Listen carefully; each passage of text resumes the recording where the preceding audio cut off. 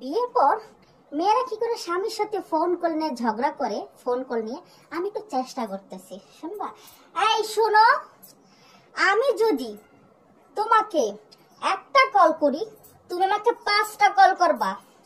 আমি যদি তোমাকে 2টা মেসেজ করি, তুমি আমাকে 6টা মেসেজ করবা। বুঝতে পারছো কি বলছি? তোমার মাথায় ঢুকিয়ে নাও, তোমার মাথায়। তুমি যেমন সংসারের চিন্তা করে বাইরে কাজ করো, তেমন আমিও তোমার সংসারে সারাদিন খেটে মরি। তোমার ঘরে যত মানুষ এসে সবাইকে সকাল থেকে রাত রান্না করে খাওয়াই। আমি কিন্তু ঘরে বসে নাই। বুঝতে পারছো আমি তোমায় কি বলছি? বুঝছো?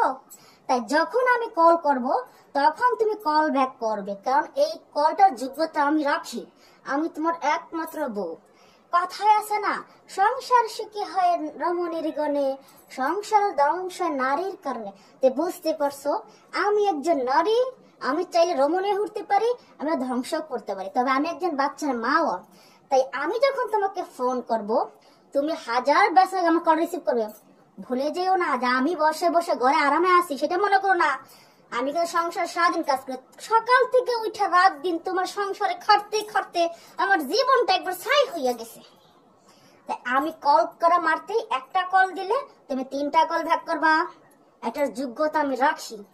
আর তুমি যদি আমাকে কল না ব্যাক করো আর যদি বাসায় আসো, তাহলে আমি তোমার যে কি করবো গো, এমনি এমনি করে দিব। বুঝতে পারছো? বুঝছো না?